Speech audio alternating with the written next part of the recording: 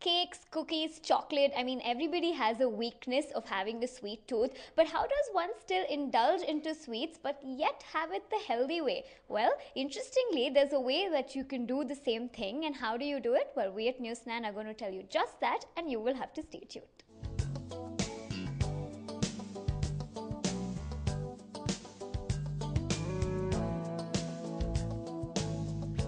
Who doesn't have a sweet tooth? Every once in a while, digging into sweets is something that everyone does, isn't it? Almost everyone craves for sweets and cannot escape the sweet tooth phenomenon. But store-bought or coffee shop muffin, cupcakes or dessert in disguise loaded with sugar and fat are not a healthy snack. But you can make a healthier version at home that is tasty, moist and will keep you full with fiber from the addition of pureed lentils and fruit. Is there even something called healthy cookie dough? Interestingly, there is. In fact, you can make some yummy baked goodies, and yes, the healthy way. To give you more insight into what it is, Simran, a Bengalurian, spills the beans on the concept and how she started it herself. I started doing healthy baking primarily for my son because as you know, store-bought products have a lot of emulsifiers, they have a lot of preservatives, they are usually made of maida and white sugar. I didn't want to expose him to that at such a young age. And at the same time, you know, fancy cake art and fancy cakes and cupcakes have become a huge trend. Again, something that I didn't want to expose him to. So what I thought was that since he has a sweet tooth, let me try and see if I can make something for his regular snacking purposes. And since I started experimenting for him, and you know how it is with toddlers, you know, so they are the first people to tell you whether they like something or not.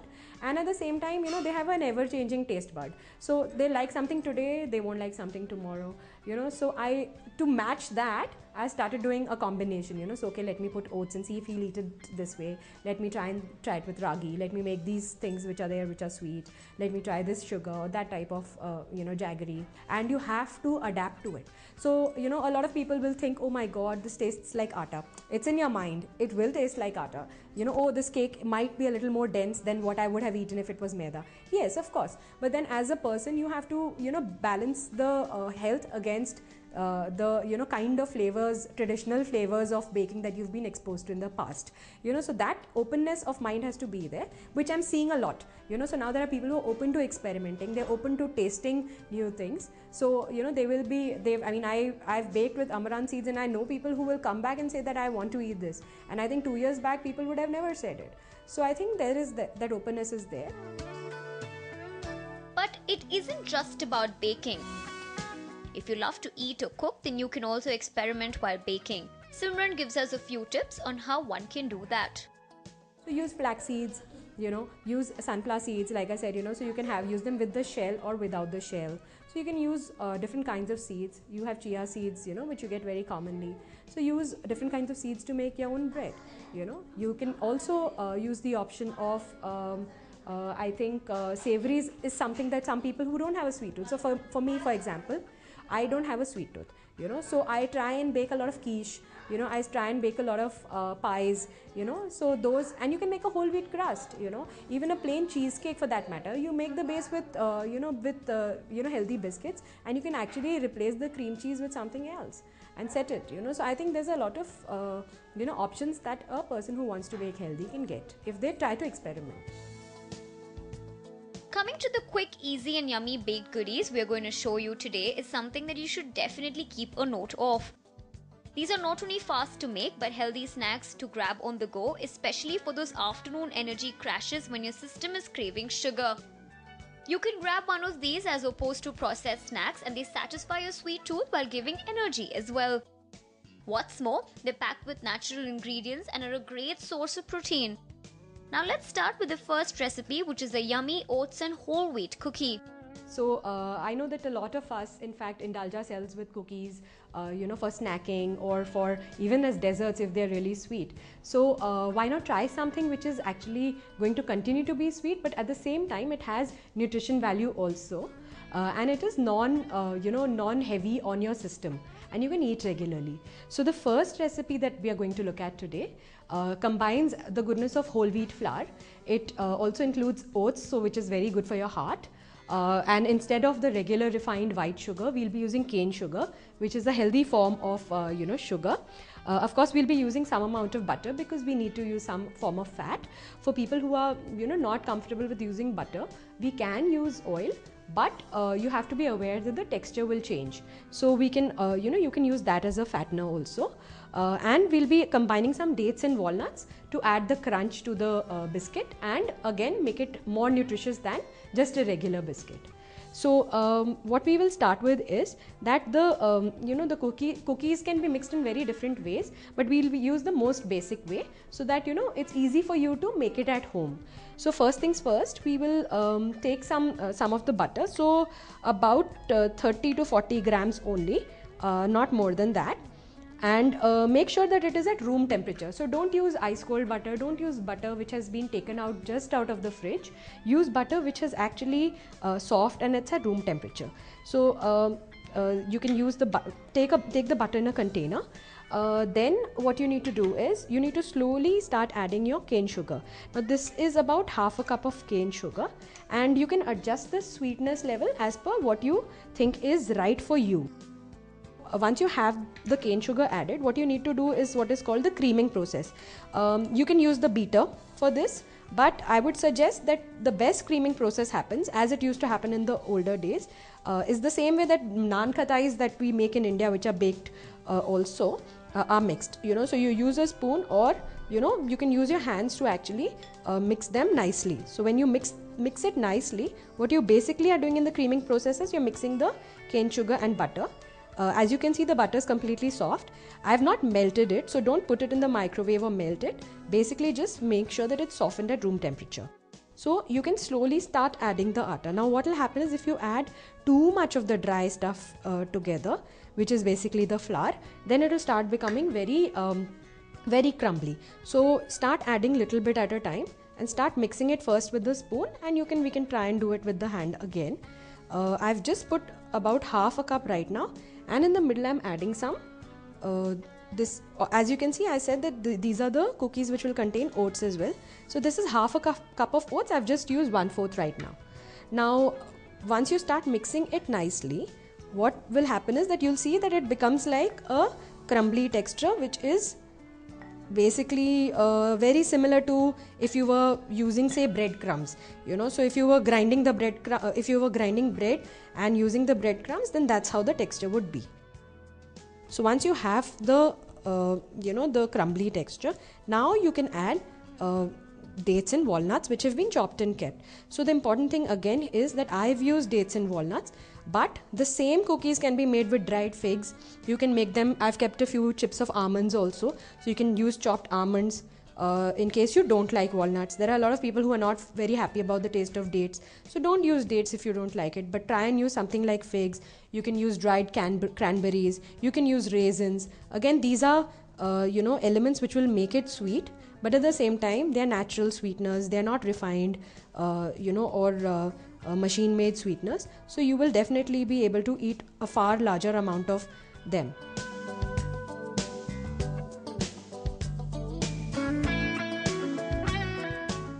You can add just a small teaspoon of milk. Now when you be very careful with how much milk you're adding, because too much of milk would mean the texture of the biscuit will change completely.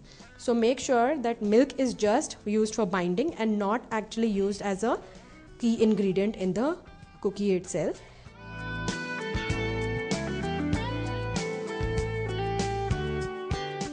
If you want it stickier than this and you want to roll it with your hand, then you can actually put more milk. Otherwise you can leave it as it is. And what I'm going to do is I'm going to start shaping it. Very importantly, when you are starting to shape this, make sure that your tray is ready, and your oven is actually on a preheat mode. So the tray needs to be nicely greased, and it has to be covered with a baking sheet. And on that cookie tray, we can actually place the things together, all the cookies together. The important thing to remember is that the preheating is very important. So preheat the oven to about 170 or 180, depending on the oven type that you're using. So So when you're placing the round, you can press a little at the center.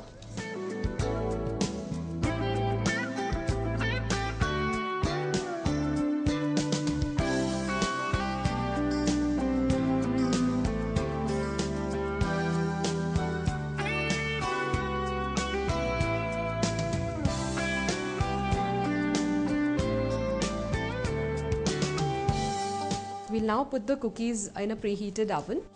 So you have to make sure that the oven is preheated for about 10 minutes at about 175. So I'm going to leave it in the bake mode, and I'm going to start baking it for about 20 minutes. So once the oven shows that it's done, it should be about, like I said, that we are keeping it for 15 minutes, and if you want to extend it by 5 minutes, you can do that. We'll just open the oven and we'll just take out the cookies from the oven and just see how they are done. So what you can do is, now these are, as you can see, I want to show the texture to you a little bit. So as you can see, they'll be soft in the center and they'll be hard around, so they should be stiff around and they should be a little soft in the center. You can remove them from the baking tray, let them cool off on the wire rack, and you can eat them after they are completely cooled off.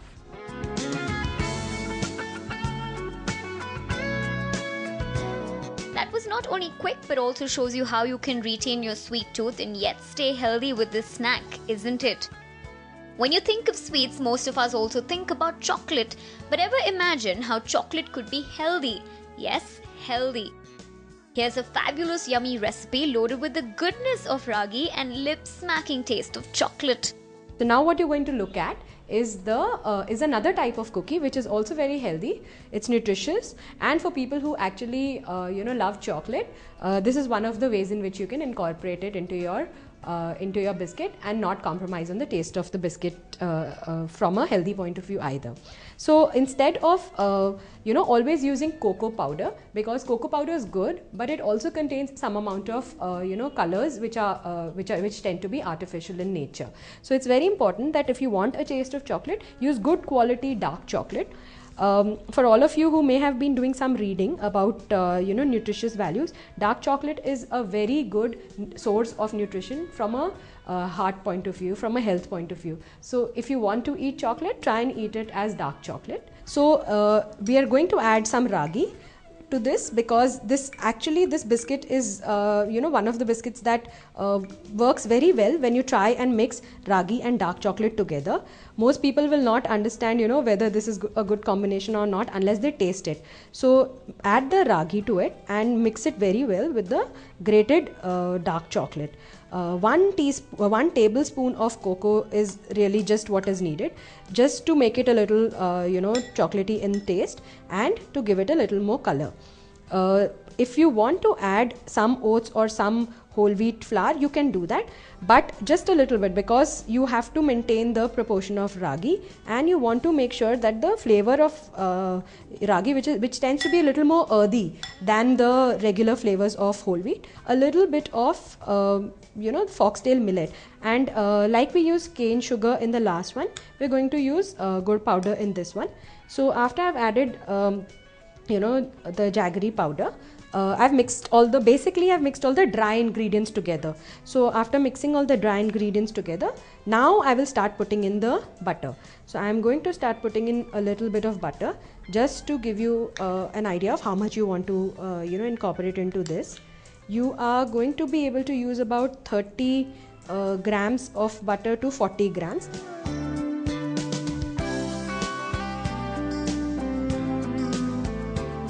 So as you will notice, none of the biscuits, so the one we made before this and the one we are making right now, neither of them will contain any kind of baking soda, neither of them are containing any kind of baking powder, and neither of them are containing any kind of essence or food preservatives. Like you can see, while we're mixing the dough, it's a dough. Now some doughs, it's not the case with this particular dough, but some kinds of dough will need a little bit of resting phase.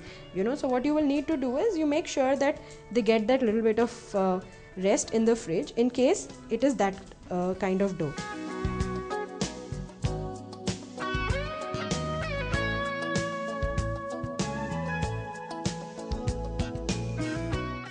So as you can see, our dough is ready, and we will start making the cookies now and placing it on the baking tray.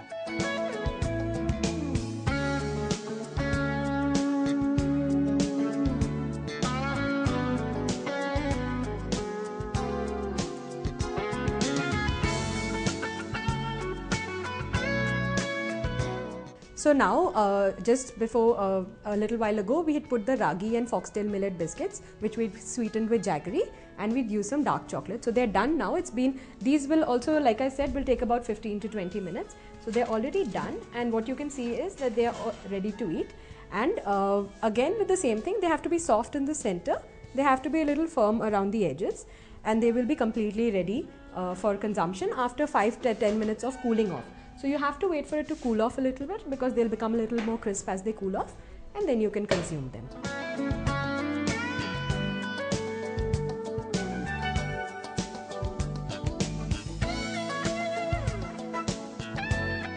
Well, there you go. It isn't just easy to make, but probably a super fun way to also indulge in your sweet tooth, but at the same time keep super fit while munching.